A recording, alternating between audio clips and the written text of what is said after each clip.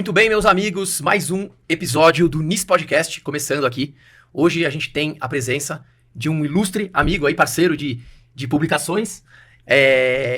Mas antes de eu apresentar o nosso pesquisador aqui, convidado, eu tenho que sempre falar do NISP. O que é o NISP? Né, Zigrão? O NISP é uma think tank que produz e promove conhecimento na área de segurança pública baseado em dados e evidências. E esse é o grande diferencial nosso. Nós trabalhamos com técnica, com dados e evidências e não com ideologia. Então, só não isso é a nossa opinião. A gente quer apresentar os fatos sobre a segurança pública brasileira. Exatamente. Esse já é um diferencial. Infelizmente, né? Esse é um diferencial no Brasil. E também a gente tem outro diferencial, que é transformar assuntos densos, técnicos e pesados em vídeos curtos, animados, que dão uma dinâmica ali pro assunto, que também isso falta um pouco nesse mundo das pesquisas, né? Porque fica aquela coisa densa de escrever artigos pesados e que às vezes muita gente não lê. Então a gente tenta traduzir isso para popularizar esse assunto que é tão importante no nosso país, que é a segurança pública. Com certeza é o primeiro assunto, né? Então vou apresentar aqui o grande professor Peri Chiquida, professor da UniOeste do Paraná, economista e pesquisador da economia do crime, né? Então, primeiramente, uma honra ter o senhor aqui com a gente, né? Parabéns pelo trabalho, a gente sempre aí pega as suas pesquisas como parâmetro, como material pro nosso instituto, né? E, por favor, se apresente aí pra gente e fala um pouquinho da sua carreira, da sua trajetória e como que o senhor chegou nas pesquisas aí relacionadas ao crime. Lúcio, só antes, professor, eu queria também manifestar... Não, eu queria deixar, a minha profunda admiração, professor, pelo senhor. Eu, quando estava iniciando meus estudos, né, meu interesse por criminologia, por entender as causas do crime, eu sou, né, policial militar, eu falei, cara, eu preciso entender também de maneira técnica, acadêmica, a realidade do meu trabalho, né? E, infelizmente, né, como a gente falou aqui no começo, é muito difícil a gente dissociar aquele pesquisador que já tem uma ideologia a priori, né, dos resultados da pesquisa dele. Então isso me incomodava demais, né? Até que eu conheci a economia do crime, cara, isso aqui me parece, né, algo mais que se aproxima de evidências, que se aproxima, né, de uma verdade científica, né, metodológica. Gostei. Aí comprei um livro, né, Economia do Crime, e aí li um artigo aqui de um estudo que eu achei fantástico. Falei, cara, o camarada entrou no presídio pra trocar ideia com o preso, pra saber o que motivou ele a praticar o crime. Esse cara deve ser muito fera. Então foi um dos artigos, né, desse livro aqui, professor, que mais me chamou a atenção. E aí, né, comecei a conversar com o senhor pela rede social, né, essa aproximação que graças à internet a gente consegue. E então deixo aqui, tá, professor, minha profunda admiração a respeito do senhor. Edificou o que eu penso sobre o crime, as ideias que eu tenho, né, pra sugerir alguma melhora, algum aperfeiçoamento do nosso sistema, são fruto do trabalho do senhor. Então, muito obrigado, né, senhor, mais que necessário. E obrigado por ter aceitado o convite de estar aqui no NISP Podcast. Antes de passar a palavra aqui pro nosso convidado, até me desculpa que é a primeira vez que o Ziegler participa aqui. Então até desculpa que eu não esqueci de apresentar o Ziegler aqui. Se apresenta aí, Ziegler, pro pessoal que não te conhece ainda, como os nossos coordenadores. Eu sou coordenador do NISP, né? Eu não apareço muito no podcast e eu tenho uma razão, né? Eu tenho 4 filhos, né? Uma esposa e geralmente as gravações são à noite, tenho muitas demandas em casa. Mas quando eu falei pra minha esposa, professor, eu falei, olha, o professor Peri Chiquida tá aqui em Brasília, a gente vai fazer um podcast. Ela me autorizou. Ela falou, não, pode ir lá, eu sei que você gosta muito do trabalho dele, vai lá. Bom, sou policial militar há 15 anos. Comecei, né, como soldado, atualmente eu sou oficial da Polícia Militar e tô aqui no NISP, né, nessa parte da coordenação, ajudando também, né, na maneira que a gente consegue para dar ideias, né, sugerir ideias, publicar algumas pesquisas acadêmicas. Não é o meu forte, né, meu currículo acadêmico, mas tenho muita boa vontade, né, muita força de vontade aqui para ajudar esse projeto, que é um projeto que eu tenho certeza absoluta que vai transformar a segurança pública no Brasil. Daqui a 10 anos, a gente vai falar, cara, algumas pessoas lá atrás se uniram com um propósito para mudar a realidade, que observaram que está insustentável. Então, é isso, né? Um pouquinho excelente. Professor, com você agora. Ok, saudações, pessoal, uma satisfação enorme, uma honra estar aqui no NISP com o Luciano, com o Ricardo, com o colega ali que está atrás das câmeras, ninguém está vendo, mas também é sensacional. É uma honra, realmente, sobretudo pelo trabalho que o NISP vem fazendo, né? Então, sempre quando alguém coloca alguma coisa correlata com o NISP, fala, professor, saiu uma pesquisa lá, você deu uma olhadinha, que não seja minha, eu também olho tranquilamente, é muito importante, porque é isso que foi colocado aqui na mesa, né? Muitas coisas sobre a segurança pública, assim, são verdadeiros enquadramentos ideológicos, vêm assim maquiados e vêm sem a verdade empírica com a realidade dos dados ali, né? No chão de fábrica, digamos assim. E isso precisa ser desmascarado, de certa forma, e colocado a verdadeira razão de por que as pessoas estão indo para o crime, quais são as suas variáveis circunstâncias socioeconômicas disso aí, se o crime está compensando, isso tudo a partir exatamente de ouvir os presos, né? E aí a primeira coisa que o pessoal costuma falar assim, pô, você está ouvindo o preso é um 171, lê de engano, eles não mentem, eles não mentem.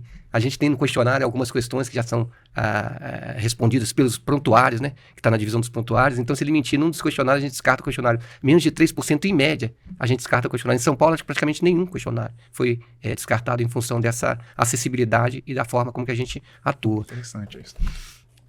Bacana, professor, conta pra gente, assim, como é que surgiu esse interesse pela economia do crime, né? O senhor estava na faculdade, né? Enfim, conta um pouquinho dessa trajetória e as dificuldades iniciais nessas pesquisas no presídio, né? Eu ficava muito curioso, falei, cara, como é que é? O professor devia chegar com um maço de cigarro, ela falou, se você me dá uma resposta aí, como é que foi essas coisas? Ricardo, e acompanha há 26 anos, né? Essa pesquisa começou há 26 anos. Eu sou pesquisador, pessoal, da economia rural. E, sobretudo, da economia da cana. Aí os meus colegas brincam, você trabalha com cana de açúcar das duas pontas, cana de cadeia. Mas foi o seguinte, há 26 anos atrás, um aluno, né, que também é colega, ele me perguntou se podia orientá-lo na questão da economia do crime. Ou economos, né, regra da casa, é o termo que caracteriza a economia. Então, por exemplo, o NISP, as empresas, com essa empresa aqui que está produzindo água, a empresa que está nesse estabelecimento aqui, elas procuram ganhar seu dinheiro legalmente, licitamente, né? Ocorre que tem uns artistas que querem ganhar dinheiro na ilegalidade. Então a economia entra nessa ponta. E bem para trás, não tinha muita projeção da economia do crime, porque o crime era uma coisa até periférica, marginal, né? As pessoas tinham mais travas morais, família, escola e religião. E aí, esse aluno me perguntou se eu poderia orientá-lo. Eu falei, rapaz, não vamos perder tempo não, vamos trabalhar com cana-de-açúcar. Aí ele falou assim, não, professor, não gosto de cana-de-açúcar, não. Vamos para economia do crime, vamos fazer uma pesquisa. E eu fui com um colega meu na cidade de Toledo, no oeste do Paraná, onde que eu vivo, né? Na Universidade Estadual do Oeste do Paraná. E cheguei na delegacia e falei, o meu aluno aqui, levei, né? E ele gostaria de fazer um trabalho sobre furtos, né? Porque é muito difícil ter assalto à mão armada em cidades do interior. Então você tem uma série de dados para a gente poder fazer uns trabalhos matemáticos. E o delegado falou assim, olha, furto tem muita cifra oculta. Eu falei, o que é cifra oculta, né? Eu sou da economia, né? Cifra oculta é dados subnotificados, então você vai ter um problema sério. Mas quanto que é essa cifra, assim, estimada pelo senhor, pela experiência, né? Com anos e anos de delegacia no interior? Eu falei, uns 20%, 25%. Eu falei, pô, então eu preciso de dado real, dado primário, dado real. Há 26 anos atrás. Há 26 anos atrás. A gente vai até falar sobre isso aí. Aí ele falou assim, você quer dado primário, dado real? Abriu a janela da delegacia. Vai lá perguntar pros dados. Aqueles dados ali. Os dados estão tudo lá andando lá, vai perguntar. Eu olhei para ele, Ricardo e Luciano, e falei, o senhor deu uma ideia sensacional, eu vou perguntar de fato. Foi a primeira pesquisa, inclusive o ministro Fux citou essa pesquisa numa decisão aí, né, que reverberou no Brasil todo. Não foi uma decisão da incompetência do julgamento. Não foi bem lá atrás. E isso, eu comecei a publicar esse trabalho, aí depois o pessoal do Tribunal de Justiça do Paraná, federal e estadual, se interessou pelo trabalho, me convidou para fazer alguns trabalhos lá na, então, Operação Banestado, e eu não tive acesso aos condenados, porque eles praticamente nem foram condenados, né, não foram presos, mas na Lava Jato eu tive acesso, né, aos condenados, lá pude fazer alguma observação participante, mas não consegui aplicar o questionário na Lava Jato, porque a segunda instância veio e derrubou a nossa pesquisa. E nunca mais saí de estabelecimento prisional com essa pesquisa agora, mais recente, que foi feita em São Paulo, com 408 presos, que trouxe novidades enormes para embasar ainda mais essa fundamentação do que a economia pode levar para esse debate, mas levar com seriedade. Também não é a verdade por si só. É uma forma de abordar a criminalidade, como outras formas que existem, concatenadas, que vêm apenas para auxiliar e ajudar. Só para assim, esclarecer para o nosso público, né, vamos dizer que a gente teria uma parte, né, do estudo das causas do crime que traz, né, uma preponderância de um argumento no seguinte sentido. Os indivíduos pertencem a determinadas classes sociais, né, e por pertencer a determinadas classes sociais, eles não têm acesso a determinados bens e serviços que o Estado fornece. E por razão disso, né, uma das teses, né, da criminologia crítica, por exemplo, é que não é que ele pratica o crime por uma escolha dele, mas o Estado, certo, é que seleciona ele como se ele tivesse uma prateleira, fazendo uma alegoria, né, ele tivesse uma prateleira, ele está no extrato mais baixo ali, o Estado seria uma etiquetadora, né, uma selecionadora, que não consegue alcançar as prateleiras mais altas. Então, é o Estado que seleciona os criminosos, não o criminoso que pratica um crime, e por ele pertencer a determinadas classes, seria essa a tese. Já a economia do crime, ela parte de um pressuposto, se eu estiver errado, professor, o senhor pode me corrigir, que o indivíduo, ele faz escolhas racionais, ele pondera custos e benefícios de praticar determinados comportamentos, e a economia é uma ciência do comportamento, né, também, para praticar um ilícito. Né? Então, a pesquisa, né, na economia do crime, nessa de ir na fonte, né, nos dados verdadeiros, ela busca, né, tentar extrair esse cenário, né, para tentar a gente entender a realidade. Se a gente tem um problema, a gente viu um problema que a gente tem de segurança pública, de incidência criminal, mas se a gente parte de um pressuposto, né, errado, equivocado, a gente não vai conseguir apresentar uma solução viável, né, que funcione. E parece que a gente tem bastante tempo batendo a cabeça, por isso que é tão importante trabalhos, né, como esse. Não é isso? E assim, o que, né, uma outra pergunta que eu falar, antes da gente falar, né, específica dessa pesquisa, professor, é se, como é que se tem alguma história marcante nesses bastidores no presídio, se teve alguma dificuldade para obtenção de acesso, algo que chamou a sua atenção, né, eu fiz a brincadeira, poxa, como é que é? Você tem que oferecer alguma coisa para ele responder, ou é na boa, você chega e conversa com ele, fala que é pesquisador, ele não desconfiou que você era policial, né? Porque se eu chegasse lá, agora eu tô de férias, né, com o cabelo maiorzinho, mas se eu chegasse no presídio e falar, bora, ladrão, vamos trocar ideia aqui. Não, rapaz, você é polícia, você não vou falar nada não. Isso é verdade, é uma coisa, é difícil, né? O acesso aos estabelecimentos prisionais, de modo geral, são muito limitados. A gente sabe que tem que ter termo de consentimento livre, esclarecido, comitê de ética em pesquisa, então isso é muito importante. E normalmente, tanto o poder executivo, né, o legislativo e o judiciário obstaculizam a nossa entrada, porque, né, não há esse interesse por esse tipo de pesquisa, né? Mas quando começou, o primeiro artigo ele reverberou bastante, né? E depois, esse pessoal do judiciário falou, olha, seria importante você estudar um estabelecimento maior, que começou no Paraná, no Complexo Penal de Piraquara. E aí eu tive que fazer o código de ética em pesquisa, né, treinar a nossa equipe. Nós começamos no início a pesquisa, é muito importante. Você não tem um manual para como que você tem que se comportar, como é que você vai pesquisar, né? Tem um livro Memórias do Pesquisador no Cárcere, que é muito interessante, tem vários causos, são causos, mas são histórias reais, né, contadas ali pelos presos, que você vai poder chorar, rir, ficar com nojo, qualquer manifestação possível do ser humano contém naquele livro lá, né? E isto nos possibilitou um acesso, onde que a primeira coisa que o pessoal está lendo, né, ele refuta, ele fala, vocês estão ouvindo o preso, né? O preso não vai falar a verdade, ler engano, então a gente já derruba isso aí, né? E o questionário, ele foi aperfeiçoando, esse último questionário teve 102 questões, mas começou com 60, depois foi avançando e foi evoluindo, né? Então você pergunta questões com base na teoria da economia do crime, né? Naturalmente relacionadas com variáveis socioeconômicas, cor da pele, idade, né? A tipologia criminal e a economia do crime. Então, a gente está analisando crime de natureza econômica. Assalto, sequestro, tráfico de drogas, contrabando, etc, etc. Nós não estamos analisando estupro, homicídio passional, nada disso. Esses crimes não têm causa econômica, têm consequências econômicas. Então, tem que separar isso aí. E aí, a entrada, no início, foi bem difícil, graças a pessoas como os senhores aqui, que também existem no judiciário, eles abriram as portas, né?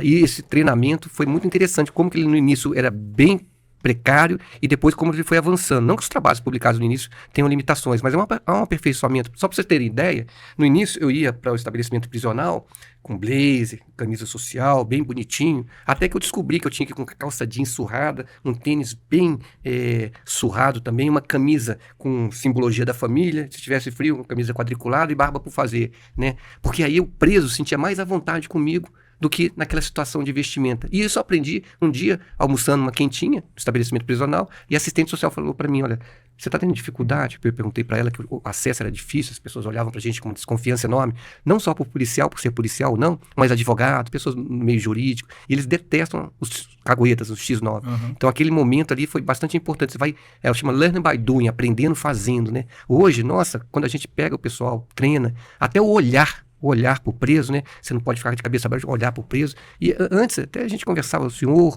né? Senhora, nada de brother, mano, né? Olhando nos olhos, porque ele gosta de que você olhe nos olhos dele, né? Então é uma coisa muito importante. E no início, você imagina a gente olhando no olho de determinados delinquentes que são extremamente... naquela época era facção, né? Depois virou organização criminosa. E na minha opinião é máfia. Então isso foi um processo muito interessante ao longo de 26 anos que a gente vai aprendendo com o tempo. Só para vocês terem ideia, no início da pesquisa a gente perguntava qual que é a religião, né?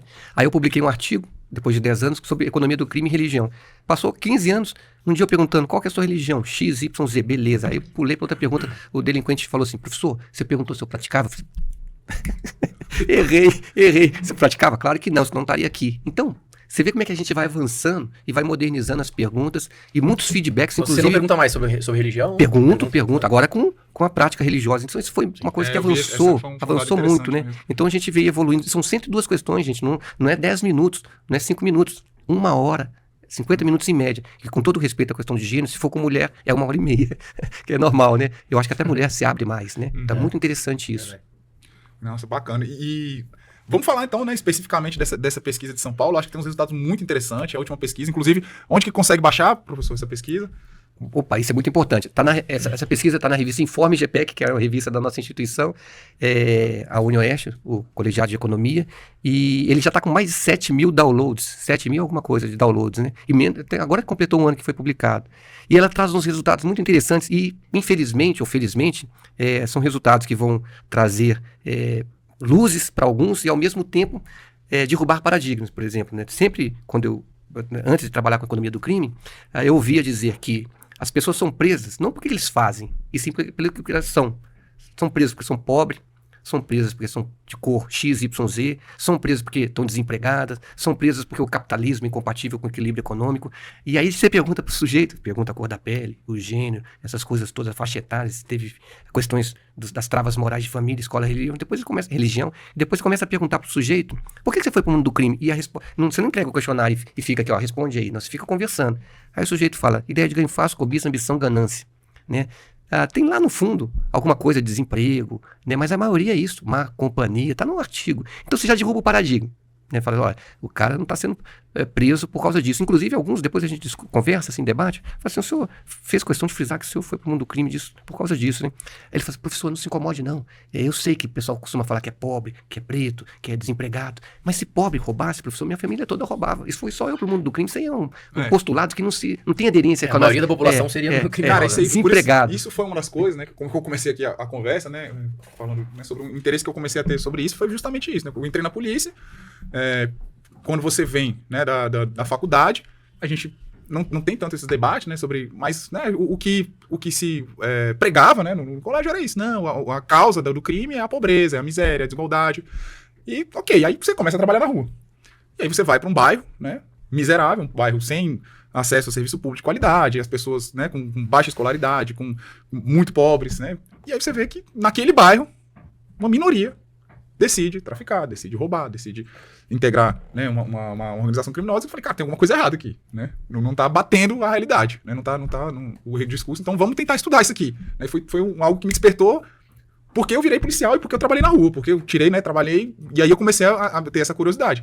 A pessoa que, ainda que ela venha, se ela for honesta, né, se ela venha cheia dessas, vamos dizer assim, preconcepções, cara, mas primeiro ano de polícia, ela quebra, né? Sem nenhuma análise científica, técnica, né? Acho que o Lúcio também pode falar um pouquinho sobre isso, né? Trabalhou em São Paulo, em região do Brooklyn a Beverly Hills, né? Eu trabalhei na periferia ali da Zona Sul, né? De Santo Amaro pra baixo, né? Que a gente fala que é o fundão da Zona Sul, ali até Parelheiros, trabalhei nessa região e realmente é isso. A gente vê que quando a gente se depara com a realidade é completamente diferente do discurso vigente aí na academia, né?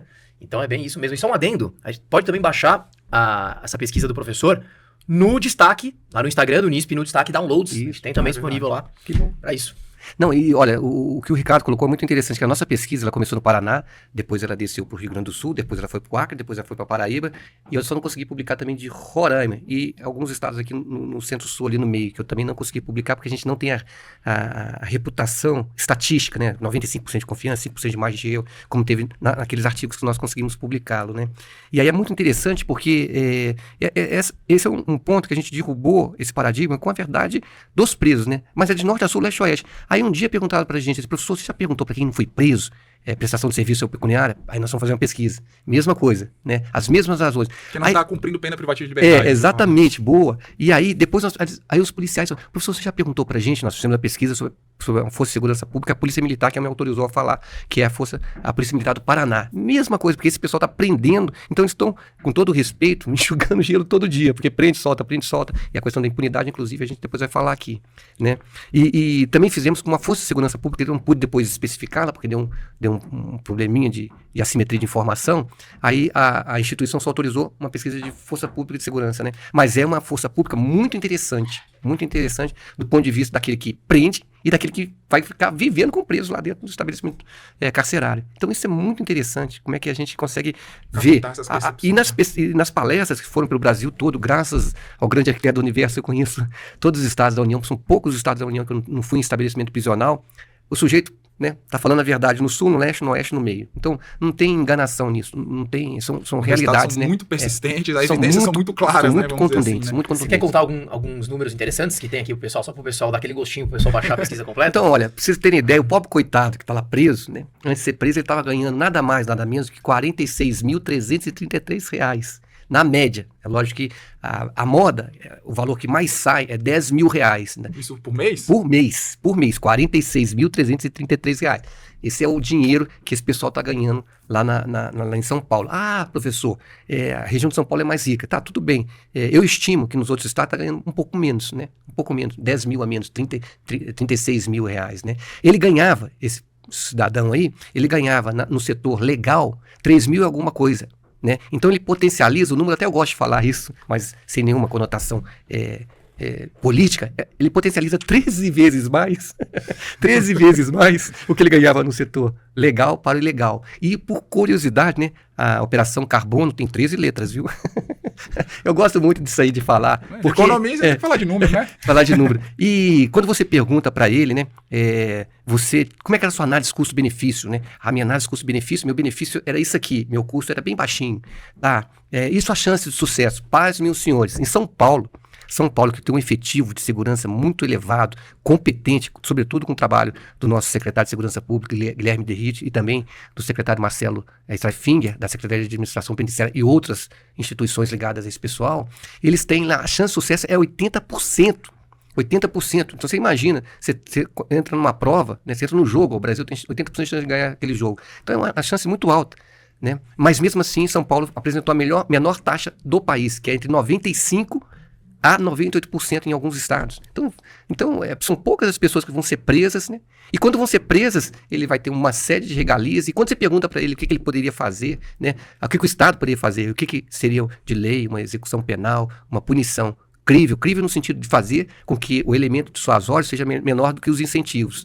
Aí ele te responde algumas verdades que, agora, mais recentemente, o deputado Kim Kataguiri colocou na mesa assim, vamos discutir essa política aqui, porque do jeito que está não pode continuar, a partir de estudos empíricos. Até o preso entende que se houvesse uma sanção mais severa, né, uma pena de morte, uma prisão perpétua, uma restrição de benefícios, né, na progressão do regime, até o preso entende que isso seria uma medida que seria dissuasória da prática do crime. Você quer falar alguns números? Só fazer uma alfinetada assim, de leve, né?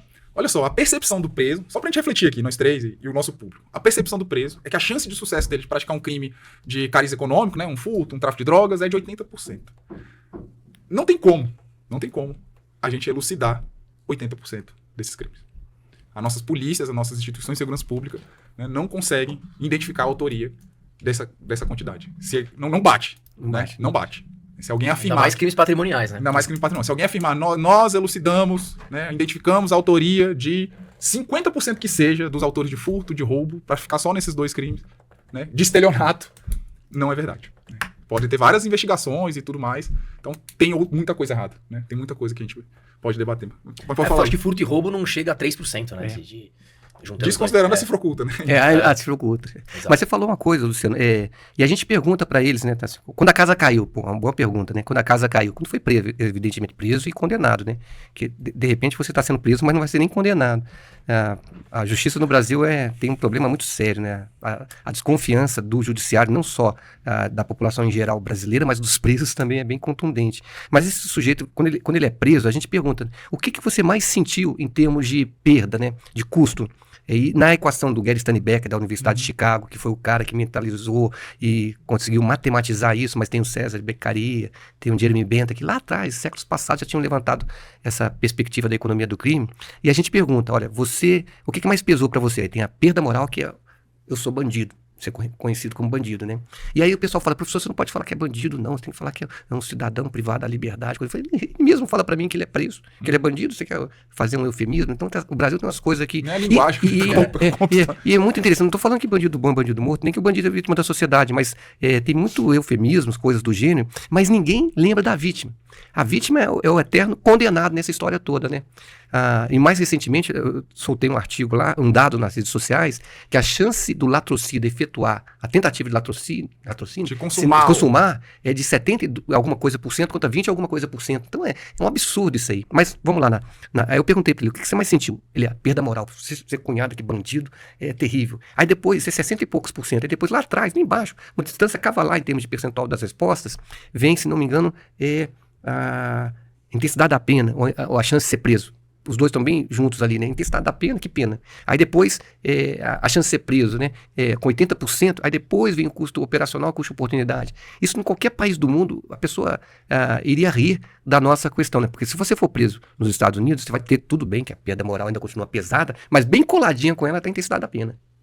Tem a chance de ser preso também. No Japão a mesma coisa, países árabes, no mundo todo, no nosso Brasil, a perda moral está lá na frente e aqui está a intensidade da pena e a chance de ser preso. Então isso aí é estarrecedor. Ou seja, e depois quando ele é preso, né, a punição dele pegou 30, cumpre 10, tem, como é que chama, saidinha, não sei o quê, progressão. Aí isso é tudo que, evidentemente, o legislativo pode mexer nisso, o judiciário pode também ajudar com evidências para isso, né? A gente tem que ver que tem casos e casos. E o pessoal fala que, inclusive, Ricardo e Luciano, o pessoal fala assim, professor, você é muito punitivista.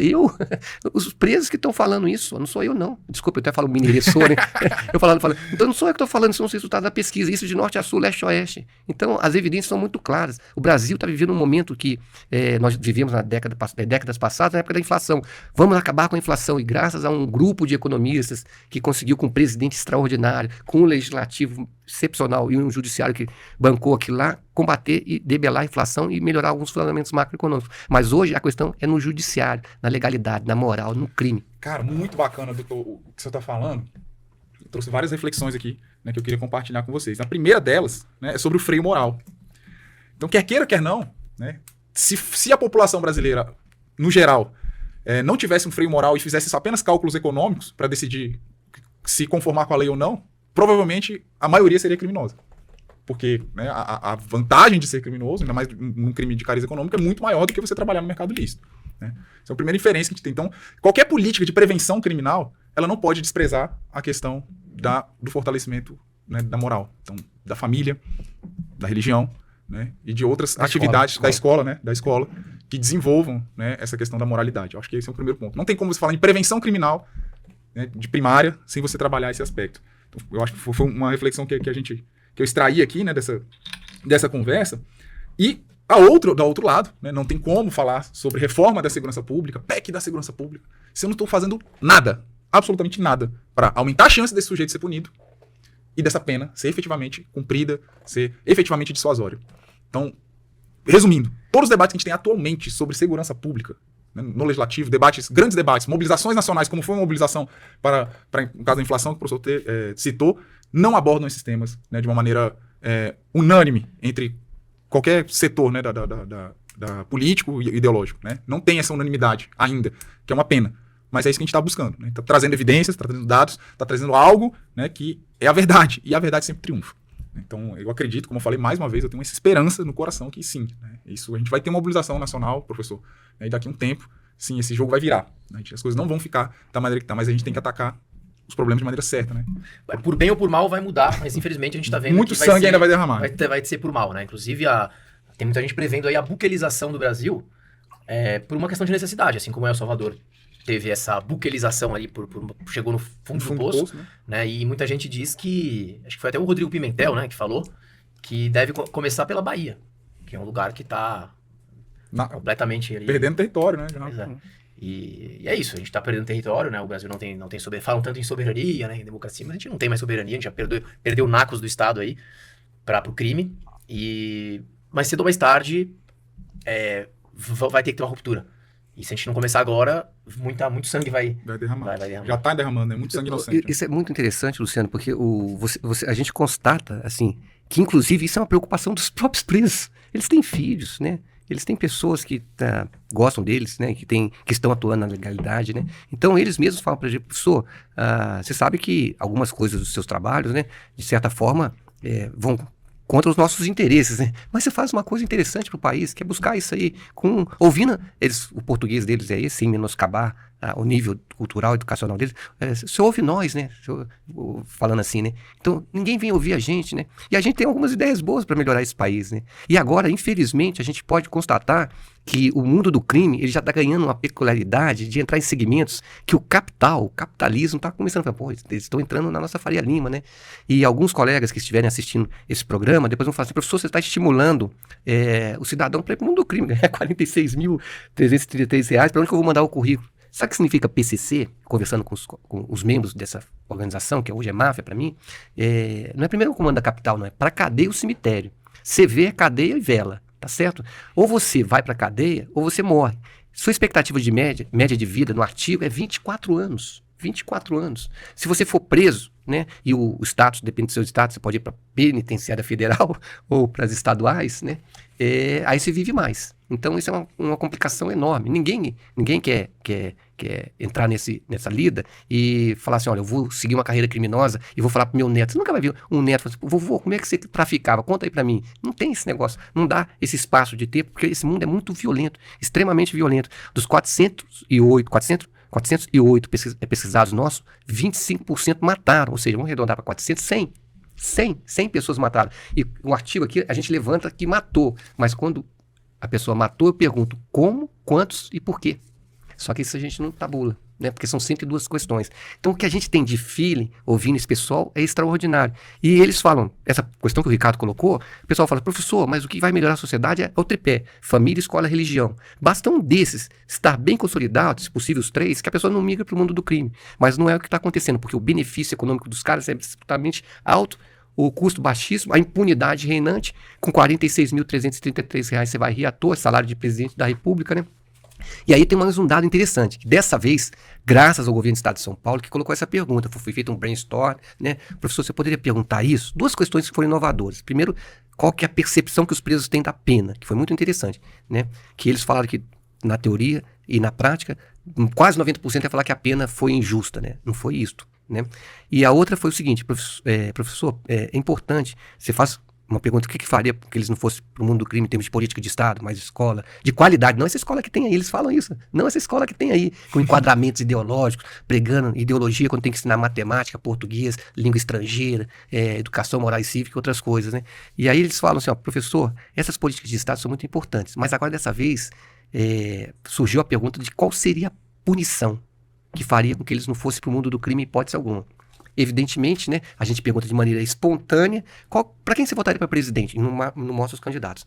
Desses candidatos aqui, você votaria para quem? Chama induzida e essa aqui espontânea. Induzida no modo de você mostrar as opções, né? Não induzir na resposta do sujeito. Até porque preso não é induzido, tá certo? Ele tem muito caráter nesse aspecto. E aí, a resposta depois saiu da forma, quando a gente apontou, quando a forma foi espontânea, apareceu pena de morte, prisão perpétua em segundo lugar e ponta a ponta. Ponta a ponta integral. Pegou 30 é 30, pegou 10 é 10, né? E depois, na induzida, esse percentual aumentou consideravelmente. Aí um dia perguntaram para mim, professor, o que você achou disso? Eu falei, os presos que estão falando, eles vão parar com isso. E o que você tem para falar sobre isso? Eu falei, olha, eu faço mais pergunta do que respondo, né? Eu, particularmente, eu acho que a pena de morte, a pena capital, eu sou religioso, né? É muito complicada, mas eu vou falar aqui na Câmara. Passou da hora de termos pena de prisão perpétua mesmo, né? E ponta a ponta passou da hora, isso já passou, eles mesmos estão falando. Então, mas isso vai aumentar o número de presos nos estabelecimentos prisionais. Lê Bruno Carpes, o mito do encarceramento em massa, que você não vai ver que é isso não. Então tem uma série de coisas que né? Exatamente, vocês precisam ver os argumentos, né, com essa realidade empírica, forte, consistente dessas respostas desse pessoal, né? E ao invés de algum segmento falar assim, professor, legal o que você está fazendo, porque eu não estou procurando reconhecimento, glória, pelo contrário, né? A gente quer 3 letrinhas, paz, né? Paz no bom sentido da população brasileira ter mais segurança, né? E aí você vê que os presos, igual eles falam para mim, professor, eu vou passar a fita para o senhor, passar a fita é passar o recado. É isso aí, professor. Se a gente tiver esse negócio, eu vou sair daqui, eu não vou ganhar R$3.500, eu quero ganhar os 46 mil, professor. Eu tenho cobiça, ambição e ganância, né? Meus irmãos, tudo pobre, não querem isso aí, eles vivem com salário mínimo, né? Eles inclusive falam, eles podem dormir na cama sossegado. E eu não vou dormir na cama sossegado. Eu vou dormir, nem existe mais 38, né? Já é um armamento de guerra, né? Eu vou dormir com isso do lado, porque eu sei que minha vida corre risco. Então você quer isso? Migra para o mundo do crime, você vai, ou vai para o cemitério, ou vai para a cadeia. Mas pense bem, né? A sociedade brasileira precisa saber disso. Quantos dos colegas que estão assistindo hoje estão ouvindo isso pela primeira vez? Dificilmente a gente tem abertura em alguns meios de comunicação, porque não há interesse que isso seja divulgado. Até o professor tocou aí na questão do encarceramento em massa, né? Acho que até é válido aqui, até para gerar uns cortes. O dados, né, que a gente até postou já no NISP sobre isso, né? Então, quando vem aí um ideólogo, né, e vem falar aí que tem um encarceramento em massa no Brasil, a gente traz alguns dados, né? Um país com menos de 10% de esclarecimento de crimes. Então, que encarceramento em massa é esse? A gente só esclarece 10%, 90% dos crimes estão aí impunes, né? Um país que só prende crimes com pena maior de 8 anos. Para iniciar no regime fechado, a condenação tem que ser acima de 8 anos. Sendo que só 3% dos tipos penais, né, dos crimes, são puníveis com mais de 8 anos. Então, assim, são pouquíssimos crimes que realmente encarceram, né? Um país que não tem pena de morte, que não tem prisão perpétua. Né? Como é que é isso aqui? É punitivista? Nossa, encarceramento em massa, nossa, é um punitivismo. A gente tem 324.751 mandados de prisão em aberto. Isso aumenta. Então tem um monte de gente aí que era pra estar presa e tá solta. Aí como é que tem um encarceramento em massa? Né? É um país que não pune quem tenta fugir do sistema prisional. Né? Não é crime você tentar fugir. Né? É um negócio bizarro. Inclusive, o judiciário autorizou esses dias uma audiência virtual com o foragido, inclusive com a impossibilidade de rastrear o IP dele. Então é complicado. Então é isso. Então isso aqui a gente não é um país punitivista, não é um país que tem encarceramento em massa, não é um país que prende muito. É exatamente tudo o contrário do que o pessoal fala. Luciano, você falou uma coisa muito interessante. Teve uma vez um sujeito, depois eu vou contar um caso muito interessante nessa última pesquisa, são vários, depois eu vou aumentar até o livro Memória de um Pesquisador no Cárcere. Tá na internet, na minha rede social, na rede social também do NISP. Você fica estarrecido, né? Porque o preso, teve um preso que uma vez falou pra mim: professor, você tem mais tempo de cadeia do que a gente que tá preso. Porque quanto 26 anos? 26 anos de pesquisa. Professor, agora nessa pesquisa que você tá falando, você ficou X meses, né? Nas pesquisas dos outros estados ficou mais meses, dias e meses. Aí você vai juntando tudo, professor, você fica mais preso que a gente, né? Aí você, é verdade. E quando eu vou preso, né? Quando eu vou pra pesquisa, né? Eu não vou preso, né? Quando eu vou lá para os estabelecimentos prisionais, eu como quentinha, né? Faz um rapô, né? Exatamente, porque o policial penal, ele depois vai falar, olha, ele foi comer com o diretor, né? Você tá entendendo? Então você tem que ganhar uma proximidade. Teve o último caso em São Paulo, você falou Parelheiros, acho que foi em Parelheiros. Aí o pessoal tava rezando assim, eu tava caminhando com as meninas, 3 meninas pesquisadoras, né? E aí o pessoal tava rezando. Eu falei, deixa eu parar aqui um pouquinho, para aqui, deixa eu rezar com eles. Professor, pelo amor de Deus, não entra lá, não, senhor. Eles vão, depois vão te fazer refém. Eu falei, não, chama lá o pastor lá. Eu chamei o pastor, posso rezar com vocês? Aí você garante a minha idoneidade? Ele falou assim, não, por favor. Eu fui lá, rezei, baixei a cabeça lá, depois ele até batizou, passou a mão na minha cabeça, né? Aquelas coisas, glória a Deus, né? Aqui o professor tá aqui, fazendo. Aí eu fiquei naquele estabelecimento, acho que uma semana. Aí teve um dia que eu sentei assim e o preso falou assim, professor, foi o senhor que foi lá rezar com nós? O português deles, né? Conosco, eu sempre corrigindo, conosco, tem que arrumar. Deixa eu falar do jeito que eu sei, professor, deixa eu falar. Eu falei, tudo bem, fica à vontade, só quis corrigir, professor é professor, né? E ele falou assim, então quando você for rezar, lá em São Paulo é raio, né? Todos os pavilhões falaram que o senhor é um cara legal, porque ninguém entra ali para rezar, nem tem medo, se afasta da gente, não gosta do nosso cheiro, essas coisas, e a gente se ganha uma moral. Eu falei, então, por favor, espraia isso aí, porque eu tenho que visitar outros estabelecimentos prisionais aí. E teve um caso muito interessante, para vocês verem como é que essas pessoas são, né? Uma senhora, a gente faz uma pergunta sobre contratos no mundo do crime, porque contrato aqui, ó, nós vamos fazer um contrato no mundo legal. Acordo de vontade. Aqui tá aqui, vai lá no cartório, registra, um dá um calote no outro, beleza. No mundo do crime não tem assimetria de informação, não. Não tem oportunismo, nem pós, nem pré-contratual. Se tiver, morre, né? Aí eu perguntei pra senhora lá, que era traficante, perguntei assim, e no mundo do crime a gente pergunta, por que por que a palavra não faz curva? Uhum. Que é o contrato, né? Ela tava com a algema assim, né?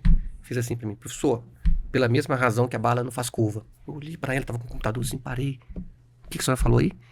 Falei pro senhor, pela mesma razão que a bala não faz curva. Eu falei, poxa, que interessante. Todo mundo responde que morreu, parará, porque senão apanha. A família sofre também, né? Retaliações. E a senhora falou que porque a bala não faz curva. Olhei pra ela na carinha dela, né? Falei assim, ó, como bom professor, posso só corrigir a senhora? A bala faz curva sim. Isso aqui chama parábola. Uma parábola. Isso aqui é uma parábola. Então você corta a parábola no meio, fica semi-parábola. Então, a bala vai fazer uma curva, senão ela não cairia. A mulher, na hora, assim, nessa distância... eu quase que tirei o dedinho dela da frente. Nessa distância não tem semiábula. Eu lembro até hoje. Não tem semiábula que resolva a parada. Eu tirei a mãozinha dessa. Só tem razão, só tem essa. Mas não é semiábula, não. É semiparábola. E fiz assim pra ela. Aula de física o professor deu pra galera. Aí é muito interessante como é que você conversa. Questão que eu chorei, né? Eu perguntei assim, a senhora já... pessoas, né? Pergunta sobre violência familiar. São 5, se não me engano. Física, psicológica, sexual, moral e patrimonial. A senhora já sofreu violência familiar? Tem 5. Professor, pode colocar as todas aí. Calma, deixa eu colocar a questão, por favor. Fica sexual... Não, a sexual era a última. Aí quando chegou na sexual, ela começou a chorar, né? Eu falei assim, por que o senhor tá chorando? Por favor, não chora não, né? É só uma perguntinha. Eu falei assim, professor, como é que eu vou explicar pro meu filho que o pai dele é o avô dele? Eu engoli assim a seco. 5 mulheres falaram isso pra mim, em momentos diferentes, em estabelecimentos diferentes. Que família. Outra coisa, quando a gente vê que a família dele tá fragilizada, eles são separados, ele tem, em média, 3 relações conjugais, formais ou não, convivendo, não praticavam a religião que professaram ter, né? O nível educacional é baixo, mas 40 e poucos %, se não me engano, dos respondentes não conheceram o nível educacional do pai. Eu perguntava, qual que é o nível educacional do seu pai, professor? Eu não sei. Relacionamento, né? Não tiveram relacionamento. E 25% não conheceram a mãe. Então, as travas morais, a política de Estado tem que resgatar isso em primeiro lugar. Família, escola, religião. O Estado tem que ser laico. Não, então tira da nota brasileira, Deus seja louvado. Aliás, se tiver que colocar alguma coisa, coloca Deus, seja o que Deus quiser. Menos Deus seja louvado, né? Se quiser colocar. Mas eu acho que o Estado não tem que ser laico. Ele tem que... Você tem que rezar. Não quero rezar. Então vai curtir a natureza, vai fazer o yoga, vai fazer alguma coisa. Mas você tem que professar algum sentimento que vai te trazer paz. Isso é extremamente importante. Aí incentivar, né? Exatamente. Incentivar, né? Não precisa direcionar a religião específica, mas incentivar essa cultura, né? Tudo uma questão cultural também, né? Exatamente, cultura. Você falou tudo. Juntando família, escola, religião, cultura. Então, basta um desses elementos aí, a pessoa não migra pro crime, né? E eu já conheci muitas pessoas que têm uma educação muito fragmentada, a família dele é completamente dilacerada. A religião resgatou. E outras coisas nesse mundo do crime que foram, assim, a guerra, mais do que qualquer coisa, é cultural também, né? A gente vejo muito em São Paulo isso.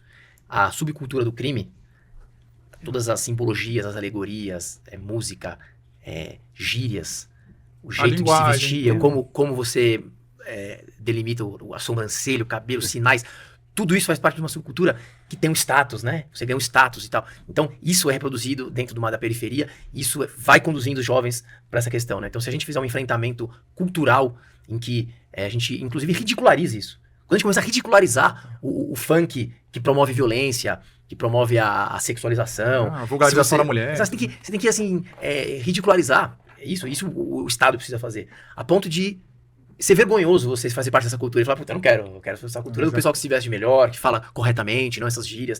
Tem que começar a associar essas isso coisas... com virtudes. Né? Exatamente, com virtudes. E essa subcultura do crime se associado a coisa ruim, a coisa que você vai se envergonhar. Mas, infelizmente, isso tá mudando. Quem tá predominando é a subcultura do crime. E é assustador isso. Né? Professor, vamos supor que se eu fosse lá em São Paulo, na Câmara de Vereadores, e falar... Olha, eu quero aqui uma emenda parlamentar para eu fazer uma orquestra sinfônica aqui em determinado bairro, né? E, enfim, quantos que abririam? Falam, não, boa ideia. Agora, eu quero fazer um evento de carro de som, de funk e tudo mais. Quanto que eu ganharia nos dois? Qual seria o incentivo econômico maior, né? Falar nisso, eu esqueci uma coisa, que é a definição da pena, né? Aí eu cheguei pro Poder Judiciário e falei assim, tá, qual que é a hipótese de vocês? Professor, eu dou a pena aqui, o advogado de defesa levanta, vou recorrer. O promotor levanta, vou recorrer também. Aí eu falei assim, então tá, quantos por cento? O professor, 90% vai falar que a pena é injusta, né? Pesada, é uma masmorra, né? Aí eu falei assim, beleza, né? Aí a gente pergunta, e muito interessante como é que a gente pergunta pra ele. Você não pergunta assim, defina com uma só palavra a pena. A gente chega pra ele e pergunta assim, define com uma só palavra a vida pro senhor. Aí a pessoa pra senhora, a vida é bela, a vida não sei o quê. Aí depois ele fala, defina com uma só palavra a sua família. Nossa, uma choradeira, você vê desabando, você vê grandes traficantes, mulher, homem, vários gênios lá, chora. A maioria chorou, né? Ou então o olho lá marejou, né? Aí depois você pergunta pra ele, defina você com uma só palavra. Rapaz, porque eu não posso levar isso aqui, né? Mas agora no próximo eu vou pedir pra levar autorização. Porque depois faz aqueles negócios que o pessoal consegue fazer, né? Na televisão, a pessoa não aparecer. Mas a pessoa olha assim, eu definir eu mesmo, uma coisa assim do gênero, eles falam, né? Aí diz, guerreiro, errante, tá? Aí depois a gente pergunta pra ele, defina com uma só palavra pena, né? E aí o pessoal fala, o que você fez com aquelas outras perguntas? Só pra treinar ele, pra ele amadurecer, fazer uma musculação no cérebro dele, que ele é muito esperto, pra ele estar fechadinho com isso. Deu 56% realmente pena injusta e 44%. Professor, olhando no olho assim, professor, eu sei o que eu fiz pra sociedade. Eu mais do que toda a sociedade sabe, né? Eu sei o que eu fiz. Então isso é pesado. Aí quando eu apresentei isso pro judiciário, eu disse, professor, não acredito, isso aqui... E é verdade, eu falei, cara, isso aqui é a realidade. Outra coisa que nós perguntamos, foi muito interessante, para eles darem a nota do estabelecimento prisional em termos de estrutura, de comida, de água, de tratamento do policial penal. De novo, pessoal, professor, essa pergunta aí vai ser uma... Não, de 0 a gente sempre pergunta de 0 a 9, né? 0, 1, 2, 3, 4, tem essa mediana para baixo. 5, 6, 7, 8, 9. E ele não, o 10 ele tem que entrar no nosso jogo, na nossa métrica, né? Digo. E aí, essa métrica de cima superou a média da métrica de baixo. Secretaria de Administração Penitenciária pegou esse dado, levou na Assembleia Legislativa do Estado de São Paulo. Senhores aí, vem cá. Vocês estão falando que as nossas masmorras, aqui é o dado, o professor Peri Chiquinho lá pesquisou aqui, tá aqui, ó. Então, por favor, né, quando vocês começarem a falar de alguma coisa, tirem o enquadramento ideológico dos senhores, deixem a verdade empírica dos dados quando eles existirem. Então, lá, aqui, ó. Então, por favor, é melhor vocês consertarem o argumento dos senhores que eles não... Só uma curiosidade. Eu, na minha... nativa, né, minha carreira na polícia nativa, eu tive só a oportunidade de ir uma vez no presídio, né? Então eu não tenho a experiência, o tempo de prisão que o senhor tem. É tão ruim o ambiente, a estadia lá, é tão ruim. Por que eu tô te perguntando isso? Porque se o preso, ele sai de lá e ele não pensa duas vezes em voltar, reincide. É tão ruim assim quanto falam, ou hoje em dia, claro que tem épocas e épocas, né, talvez no passado fosse pior, não sei. Mas é tão ruim. Não, normalmente, que eu ouço desse pessoal de norte, novamente, de norte, sul, leste, oeste, no meio também, assim, ele vai reincidir, né, com uma frequência X, e já vai voltar pro local onde ele estava, de repente, o mesmo X, né, a mesma cela, o mesmo a beliche, às vezes na prainha, porque alguém ocupou a posição dele lá, né, prainha é o chãozinho. Mas em São Paulo eu não vi prainha. A gente faz uma coisa chamada observação participante. O que é observação participante? Antes da gente aplicar o questionário, a gente chega, o nosso diretor da penitenciária nos recebe de uma forma excepcional, que foi em São Paulo. Nunca vi um tratamento, não desmerecendo os outros, mas assim, muito profissional. Também os outros também foram, não tem nenhum demérito para falar, nenhum estabelecimento que nós pesquisamos, pelo contrário, só elogios. E a gente faz observação participante.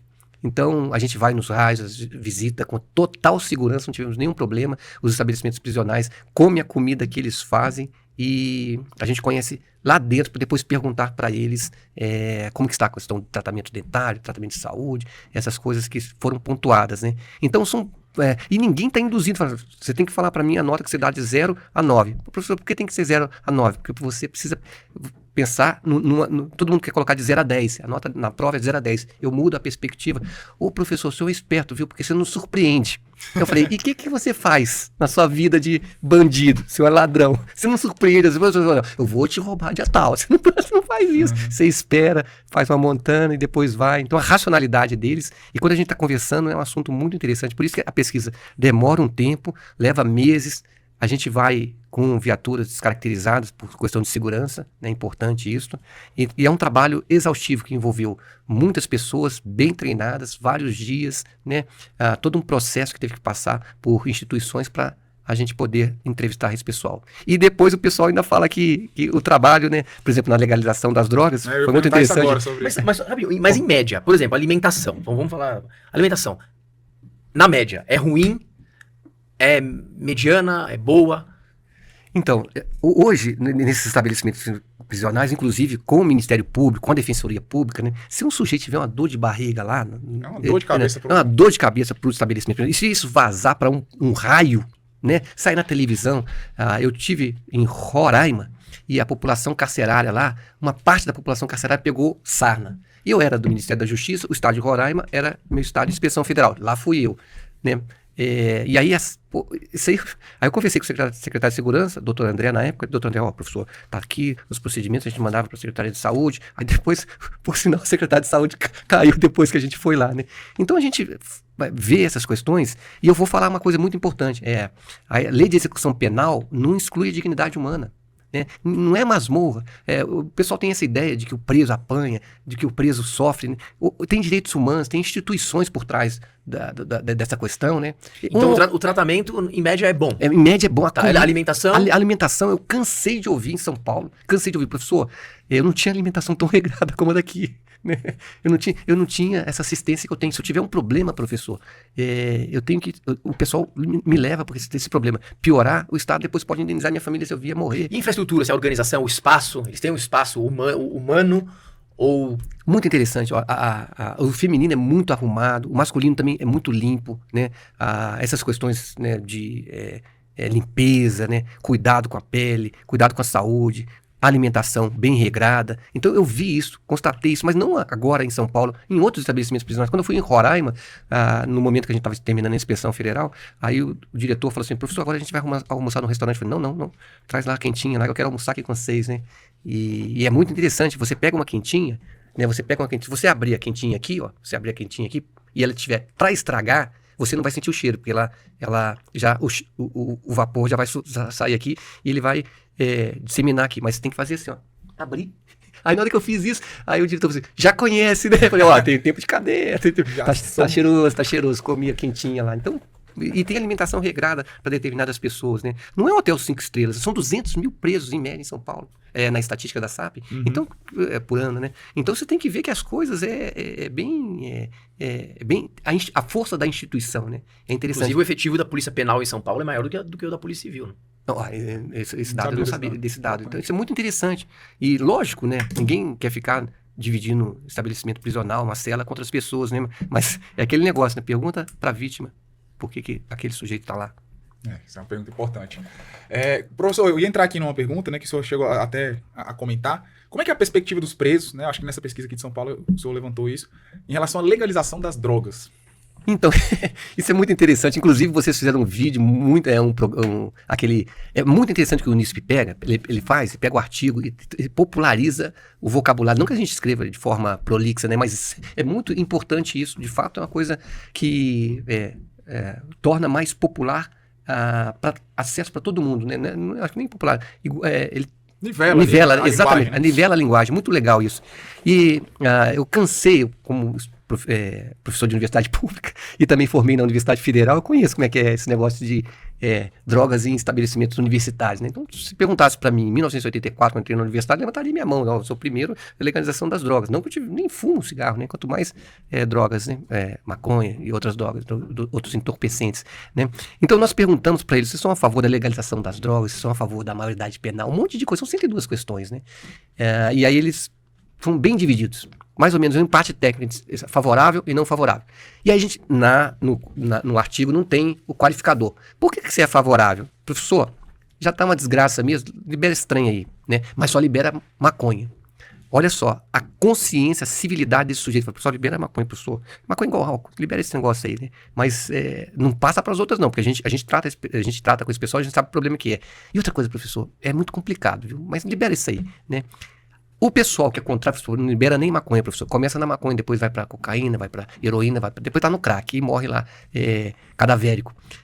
Eu falei assim: nossa, que interessante, né? Porque se eu for na universidade, X%, a maioria, a favor da legalização de drogas. Né? Nós estamos falando de legalização, né? Liberalização, nem descriminalização, tem essas diferenças.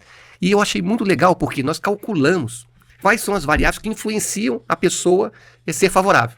Ou seja, ele ter usado a droga, ele ter feito um dos crimes a droga, e ele ter arma, mas ter arma é posse e porte. Aí essa variável ter arma foi muito importante, porque ela saiu na nossa regressão logística, uma matemática, está no artigo também, e quando a gente levantou, eu falei: eu vou ter que voltar no estabelecimento prisional, não foi de São Paulo, foi no Paraná mesmo, para perguntar o feedback, dar o retorno. Falei: por que vocês favoráveis à legalização das drogas precisam ter arma? Professor, com legalização vai ficar muito mais violento. Aí você coloca isso pro meio acadêmico, técnico-científico: pô, esse negócio tá errado. Eu falei: não, você que é a favor da legalização, dá arma também pro pessoal, tá? Porque vai ser guerra, né? Ah, não, vai ser paz. Não, os presos estão falando. Ou seja, é um estudo, a gente pode replicar em outros estabelecimentos para ver se é isso mesmo, mas já dá uma luz, né? Se o negócio tá polêmico entre eles, cara, não toca nesse assunto não. Nós não temos base para isso. Vamos fazer o seguinte, vamos fazer escolas, né? Vamos fazer educação física para os meninos. Vamos levar esse pessoal, sem expor esse pessoal que está preso. Assim, ó, ali é um estabelecimento prisional. Ali, vai lá visitar. Não, vamos levar no parque municipal. Tudo bem, tem que levar no parque, mas leva esse pessoal para visitar o estabelecimento. Então o resultado dessa pesquisa mostrou que a opinião da população carcerária reflete a opinião aqui fora também, é isso? Mais ou menos a população está dividida entre defensores de legalizar. Isso, está bem dividido. E os argumentos deles são muito mais consistentes. Né? Eles não têm valores morais por trás disso. Ele tem interesse. É ele ter usado, para ele não ter estigmatizado, é ele poder comercializar isso aí, né? Mas olha só, não é maconha. Hoje no portfólio, inclusive, das organizações criminosas, maconha está lá embaixo. O marketing baixinho. Então, gente, isso aí tem. Agora, o porte e a posse da arma, isso aí derruba qualquer consistência de você favorável, porque isso vai trazer mais tranquilidade. Ao contrário. As organizações, inclusive, vão nesse aspecto, vão se tornar mais violentas ainda. Né? Interessante que um outro ponto, né, em relação a essa questão da legalização de drogas, já foi tratado como uma panaceia, né, dos problemas da segurança pública. Né? Não, se legalizar, e muito, né, por pessoas que fazem uma abordagem econômica. Né? Às vezes você, né, pega pessoas que, não, vou tentar trazer esse argumento, né, como se fosse um pressuposto de pacificação, né? E outra coisa, viu? Nessas variáveis, essas foram as variáveis com significância estatística, ou seja, essas aí sustentam a favorabilidade do preso que é a favor da legalização das drogas. Não é a cor da pele, não é a idade, não, nada disso aí, né, ele ter praticado ou não religião, foram essas variáveis que são circunstâncias, variáveis socioeconômicas e de segurança. Né? E aí eu queria, né, levantar uma questão, inclusive, que a gente não observa, né, muitos debates, né, sobre legalização, descriminalização. O STF veio com uma decisão, né, muito, do ponto de vista jurídico, muito ruim, né? Não tem outra palavra para descrever. Mas você não vê, né, campanhas para diminuir o consumo. Você não vê um esforço significativo para diminuir o consumo de drogas, de substância entorpecente. Né? Então a gente dá um esforço, né, para tratar das consequências, né, de procurar uma alternativa para que torne, né, menos vergonhoso o uso. Debate-se muito sobre legalização, mas ninguém fala... Cara, o que a gente precisa fazer para que as pessoas consumam menos drogas, menos entorpecentes? Né? Eu vi não sei se acho que a gente chegou a escrever no NISP, mas provavelmente publicou um post, né?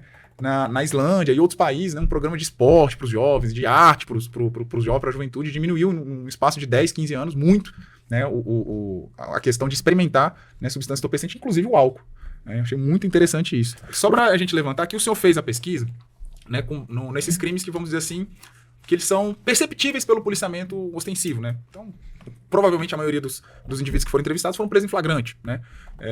Pelo tráfico, pelo roubo, pelo furto, né? Por uma extorsão mediante sequestro, enfim. Como que o senhor acha que seria, né, uma hipótese, um exercício de imaginação, como é que seriam os resultados nos crimes de colarinho branco? Nesses crimes, né, que a gente teve agora a Operação Carbono, né, uma operação de lavagem de dinheiro em que as estruturas, né, das organizações criminosas entraram no mercado financeiro, praticaram uma série de crimes que não são, né, perceptíveis ali pelo policiamento ostensivo, embora, né, Lúcio, todo policial militar de ponta, né, todo guarda municipal sabe que aquele posto é lavagem do PCC, aquela distribuidora de bebida lava dinheiro para determinada facção, então todo mundo sabe, né?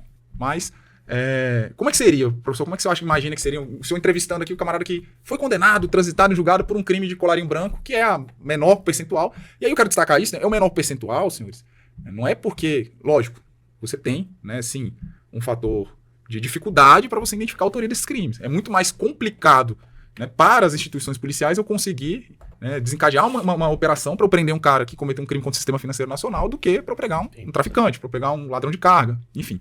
Então tem essa abordagem. A pergunta é mais ou menos essa mesmo. Como é que seria, o que você acha que seria a resposta desse... Olha, muito boa pergunta, Ricardo. A questão da tipologia criminal, quando eu comecei a pesquisa, há 26 anos atrás, o sujeito, o que você fez para estar aqui, né? Fui assaltante. Tá. Ele só era assaltante. Sequestro, contrabando de cigarro. Contrabando de cigarro é uma coisa inusitada. Paraná, né? Tem muito, né? Aí, e a pena de prestação de serviço é pecuniário, uma rentabilidade altíssima, né? E o governo resolveria isso com canetaço, fazendo uma revisão tributária, né? O STJ resolveu, ele descriminalizou até mil massas. Ele ajudou, mas jogou... o Brasil é um país onde o fundo do poço, às vezes, não tem fundo. Mas aí, hoje, o bandido é flex. O bandido é flex, né? Tem, no artigo, a tabela 2, mostra isso, que o cara tem 60% para roubo, assalto, tráfico de drogas, 60% também, furto, só ele é mais que 100%, né? E o colarinho branco é o penúltimo, não é o último, porque tem os outros aqui, né? É o último, 0,2%. Gente, quando eu entrei no Complexo Médio Penal de 4 Barras, Piraquara, não me lembro, é o Complexo Médio Penal lá de Paraná, que eu entrei na Lava Jato e vi aquele monte de gente preso, corrupto, eu olhei assim, falei assim, gente, sabe quando a criança tá na Disneyland? Não tô falando que eu tô me divertindo, mas eu fiquei assim, falei, o Brasil tem jeito. Pesquisador, né? O pesquisador, o Brasil tem jeito. Porque nós tentei trabalhar na operação Banestado e não conseguia pegar as pessoas para me responder, porque eles não estavam presos. Agora eles estavam presos, então eu fiz a observação participante, conversei com vários deles lá, mas depois não conseguia ir adiante. E no crime do colarinho branco, 0,2% estava preso e condenado no estado de São Paulo, na região metropolitana de São Paulo. É um número muito baixo, irrisório. E essa operação Carbono, aí, da Faria Lima, ela mostrou uma peculiaridade que só veio confirmar que o PCC, com todo o respeito ao PCC, ele não é mais uma facção. E organização criminosa também não, ela já é uma máfia. Ela já está com capilaridade no mundo capitalista de ponta, né? Ele já está com capilaridade em alguns setores para eleger pessoas do mundo político, preparando advogados para concurso, né? Tá no meu livro, isso é um livro, acho que foi X anos atrás que foi lançado. Um dia eu estava fazendo uma entrevista e o sujeito perguntou, professor, quanto você ganha? De novo, quem faz a pergunta aqui sou eu. Por que você está perguntando quanto que eu ganho? Professor, de novo, né? Professor, porque nós gostamos, está errado português aí, mas tudo bem, né? Por isso que eles falam que a educação brasileira é de péssima qualidade, né? Com quarta série primária, meus pais, que tinham quarta série primária, falavam português melhor do que esse pessoal que tem ensino médio às vezes, né? Então, professor, porque a gente quer que o senhor trabalhe com a gente, né? Eu falei, mas trabalhar com o quê, senhor? Não sei, eu sou professor, né? Mexer com tráfico de drogas. Senhor, não, professor, você não vai mexer com isso não, senhor. Você vai mexer com coisa de lavar dinheiro, empregar nosso dinheiro, fazer mais dinheiro, fazer nossa previdência, tarará. Os caras têm plano de previdência. Aí eu lembrei assim, falei assim, nossa, aí outro dia aquele sujeito foi fuzilado em Guarulhos, lá, eu falei assim, era pra eu estar ali. Era pra eu estar ali. Aí você que tá ouvindo o NISP hoje, quantas pessoas aceitaram isso? E ele falou assim, professor, quanto você quer? Faça a pedida aí, igual jogo de futebol, quanto você quer ganhar? Hoje, né, R$46.333 por mês. Eu falei, pô, acho que há alguns 5 anos eu vou trabalhar. Tem 13º? Tem 14º? Eu falei, professor, é o senhor que manda, né? Eu falei, não vai dar para aceitar não, senhor. Desculpa, eu fiz, né? Mas eu fiquei, assim, estarrecido porque eu pensei quantas pessoas que aceitaram isso e quantas pessoas que não aceitaram. Eu falei, professor, até agora só o senhor que não aceitou. Eu falei, então, muito obrigado. A gente sabia que o senhor não ia aceitar. Eu falei para os nossos comparsas lá, que eu ia fazer a proposta para o senhor e que o senhor não ia aceitar. O senhor tem cara de um cara que vai sempre trabalhar com a legalidade, né, do outro lado, infelizmente. Para eles, né? Então, se eu ouvir isso, imagina se eu ouvir isso dentro do estabelecimento prisional. Né? Tem tempo. O livro acho que foi 2017, 2018 que foi feito, Memórias pesquisadas no CAS. Então, você imagina como é que esse pessoal não está atuando, né? E, né, cobiça, ambição, ganância, né? É uma coisa isso revela também um pouquinho da questão até da cultura do nosso país, né? A nossa matéria-prima, que é a nossa população. Quando a gente fala população, a gente envolve os presos, a gente envolve os não presos, né? Então, para ele chegar ao ponto de falar que só o senhor que não aceitou e que todos os outros que chegaram naquela situação aceitaram, isso mostra também muito do nosso povo como um todo, né? Como um todo. Então, é complicado. Talvez, se fizesse essa proposta lá no Japão, qual seria, né, a estatística de aceitação?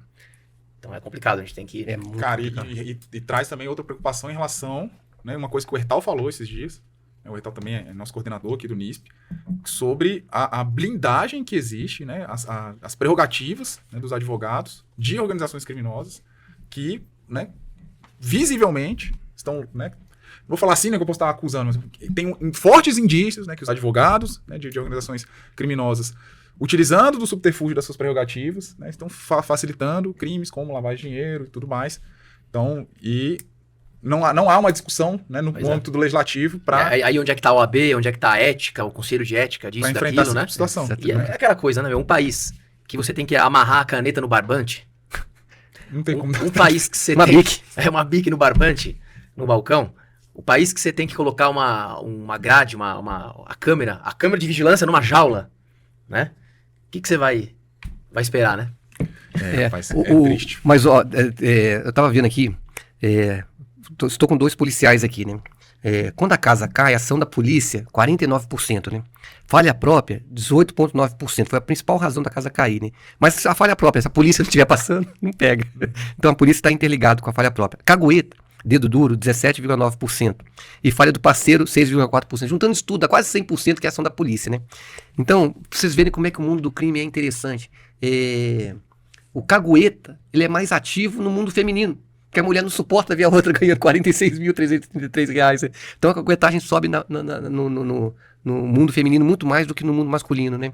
Mas também porque no mundo masculino, o enforcement, quando a pessoa cagueta, ele é jurado de morte também, né? O X9 é quase que uma condição de morte dentro dos estabelecimentos prisionais, tem esse enforcement, né?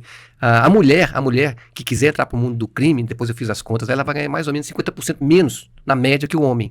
Por isso que essa média fica bem alta, de 46 mil. Daqui a pouco vai ter uma política afirmativa contra o desvio padrão é muito alto, mas de qualquer forma, tem questão de gênero. O migrante rural que foi para o mundo...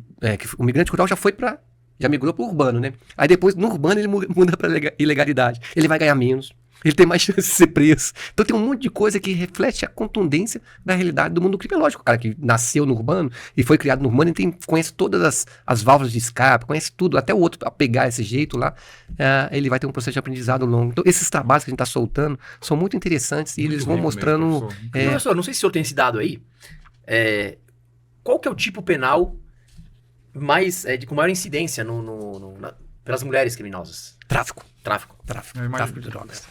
E essa questão, né, da mulher caguetar, abrindo a carta aqui, né, o policial utiliza isso muito, né? Então, cara, teu marido, né, teu companheiro tá com outra, né? Opa, como assim? Não, e os homens, qual que é roubo?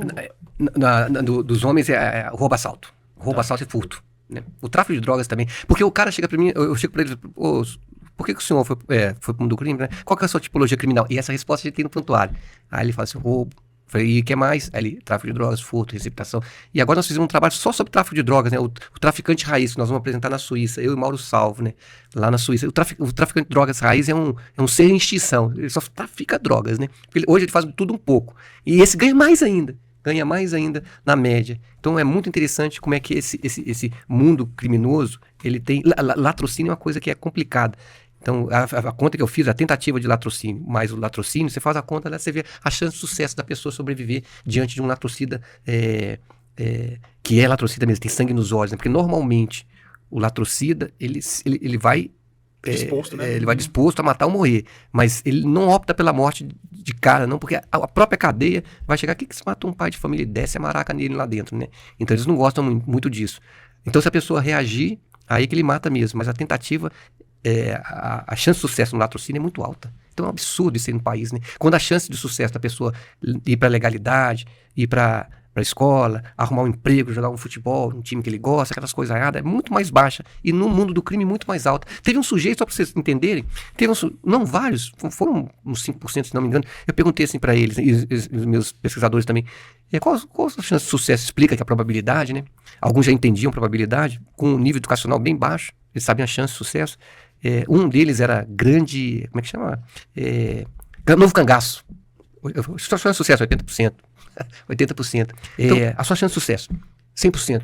5 pessoas. Eu falei, caramba, 100%? Então, com todo respeito, o que você está cheirando aqui, professor? Eu tô preso porque você não viu ali no prontuário? Eu matei. Eu falei, é verdade, você matou. E não foi por Tribunal do Crime, no seu caso foi por feminicídio. Porque nós fizemos pesquisa na Zé Parada Neto, com crimes de natureza sexual. Hoje eu tenho um perfil de crime de natureza sexual. O que tem a ver, professor, com crime de natureza sexual? Aí foi um negócio lá que o pessoal da secretaria lá pediu para fazer, pra gente ter um perfil desses criminosos. E aí tem, de 2.000 presos, tem vários que traficavam, sequestravam, faziam isso aí, né? Então, aí a gente viu que tem vários... Um dia me falaram assim, professor, você tem que pegar aquele que não foi preso, subir lá no morro. Você subir no morro. E olha só, o professor tocou num assunto interessante, que é o seguinte, ele toca em duas questões aí, que foge um pouco do senso comum, né? Porque o que a gente costuma ouvir no senso comum aí, hoje em dia? O problema da reincidência. De fato, o problema da reincidência é um problema gravíssimo no Brasil, né? Policiais, o Ziegler, policial militar, quantas vezes ele prendeu o mesmo indivíduo, né? Com certeza aí teve indivíduos que foram 3, 4, 5 vezes, né? Então, de fato, a reincidência é um problema e isso não pode ser negado. Só que é o seguinte, esse dado que o senhor trouxe aí, do preso que falou assim, não, meu aproveitamento foi 100%, né? Ele falou, mas peraí, se for 100%, o que você está fazendo preso? Não, porque eu matei, aí é outra coisa. Quantos presos teve 100% de aproveitamento? Ou seja, aí a reincidência não tem nada a ver. Aí tem a questão do índice de esclarecimento de crimes. Quantos que estão cometendo agora? Exato. E por que eu tô falando nisso? Que eu acho importante. Porque no mundo policial, de podcast, de políticos e tal, focam muito na reincidência. Por quê? Porque querem passar pano pra polícia. Não, a polícia faz o seu trabalho. Quem solta é a justiça. Já virou esse problema é verdade, mas... Exato. Virou um clichê, ou seja, peraí. Aí eu falo, não, peraí, não é bem assim. Eu tenho lugar de fala, né? Eu sou policial também. É o seguinte, não é que a polícia faz o seu trabalho, a polícia é perfeita, é um sacerdócio, são heróis que saem pra rua e não sabem se vão voltar, enfim, essas frases de efeito. A questão é a seguinte, a polícia prende pouco, e o pouco que se prende, a justiça solta. Agora, eu tô culpando os policiais? Não tô culpando os policiais. Tô culpando as leis, o modelo, o sistema, uma série de coisas, né? A estrutura que dão pros policiais, o treinamento, o material, enfim, uma série de coisas. Então, tem a resistência? Tem. O pouco que o policial prende ali, prende uma vez, prende duas vezes, o cara vai pra cadeia, sai da cadeia, o policial prende, isso é absurdo. Mas também tem muitos presos com 100% de aproveitamento. Quer dizer, aliás, presos não, desculpa, criminosos que têm 100% de aproveitamento, que nunca foram presos. Nunca foram presos, exatamente. Entende? Então isso a gente precisa falar também, senão a gente fica essa passação de pano, então é o judiciário, é o governo, tudo meu culpado. Não toque na polícia. Isso. Não é assim, cara. O Lúcio, ele falou esses dias, cara. O que era aquele evento, cara? Era na Assembleia, né? Na Lesp, era um simpósio, né, do pessoal Doutor, do Portal imagina das a Armas. situação, só autoridade, né, policial, todo mundo falando, e todo mundo concordando, realmente, o poder judiciário, né, acaba tomando decisões, né, anulando provas cabais, né, e a polícia fazendo o seu trabalho, com essa coisa, óbvio, beleza, tá todo mundo falando aqui, mas deixa eu falar uma coisa, não é bem assim não, cara, a gente prende muito pouco, né, o nosso sistema, o nosso modelo de segurança pública, ele não facilita, tem corporativismo, sim, Exato. que atrapalha, então a polícia militar reclama, né, que não posso iniciar uma investigação, poxa, a Polícia Civil quer o monopólio da investigação, mas aí a Guarda Municipal quer surgir lá no município de Toledo para fazer um policiamento ostensivo. Não pode. Não Pode, aí é minha podem função. usar armas. Exato. Entendeu? Graças a Deus agora tá podendo. Agora, E aí o pessoal lá falou, não, união, nossa, policiais, temos união, não sei o que, nós temos que nos unir, não sei o que, tá, é bonito. Aí eu falei, é bonito, o Coronel Triada veio aqui falar em união, legal, tal. Tá, mas e a questão do corporativismo? É. Então os delegados querem o monopólio do inquérito, aí os oficiais criticam isso porque também querem, né, investigar, querem ter um papel ali nesse processo de persecução penal. E o monopólio dos delegados e tal. Aí quando vem, né, que nem o Ziegler falou, aí vem a Polícia Municipal querendo vinha pro artigo 144 e tal, aí os oficiais, não, aí eu quero o meu monopólio. Então assim, é complicado, cara. O mal está em todos os lugares. O mal está nas polícias, o mal está no judiciário, o mal está na sociedade. Então a gente tem que parar com esse papo mole também, né, cara? E acho que esse é o nosso diferencial, o Unisp vem pra isso. Nós somos policiais, mas nós não somos classistas, corporativistas, cegos, em que a gente defende o que é certo, baseado em dados, evidências e na nossa experiência empírica, que a gente viveu ali na ponta. Um detalhe importante é que uma vez o pessoal do Ministério da Justiça me estimulou, quando eu estava no Ministério da Justiça, foi estudar o suicídio policial. Tem 2 artigos sobre suicídio policial, 2 artigos sobre suicídio policial. Foi uma dissertação de mestrado, inclusive, que depois redundou no artigo, e a outra foi da Polícia Militar do Paraná, né? Aí eu agradeço ao Coronel Périx, na época, comandante do batalhão. Do batalhão não, da Polícia Militar, da corporação toda lá em Curitiba.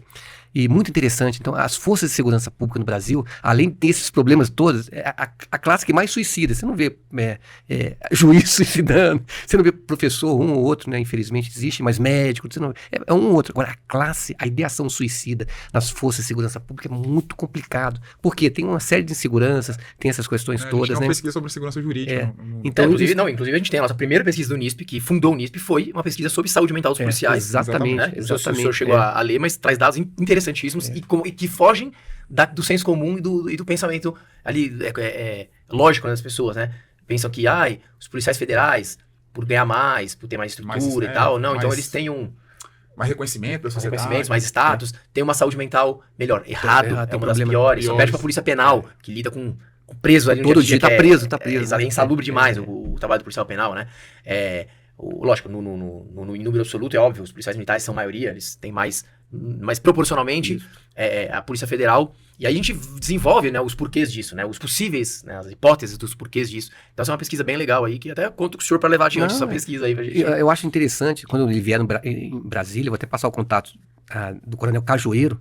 Coronel Cajueiro é da Associação do Rio de Janeiro, Associação de Beneficente. Aí você vê vários policiais lá, sem pedaço de cabeça, sem perna, na cadeira de rodas, um monte mutilado lá, e a sociedade só vê o lado da polícia que, infelizmente, acontece, né? De um ou outro ficar pisando na cabeça do outro e mata lá, tipo nos Estados Unidos, ou então joga da ponte. Mas São Paulo tem 80 mil soldados efetivos da Polícia Militar, se não me engano. Esse era o dado, né? Se você colocar que 5% tem tendência para fazer alguma coisa errada, é um número, já é gente pra caramba. Isso macula o nome da instituição, mas na hora que a casa cai, que é a ação da polícia, né? Efetiva, com 80% de chance de sucesso. Mas é muito, é igual você está falando.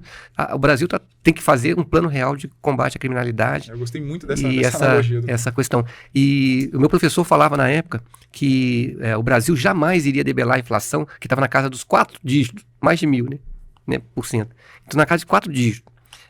Dívida externa altíssima, impagável. reservas internacionais na casa de 24 bilhões de dólares, né? Hoje está 300 e alguma coisa. Então ele falava que isso era impossível, que o Brasil não ia ter essa maturidade. Veio um grupo de economistas que não era de esquerda, com todo respeito ao pessoal de esquerda, né?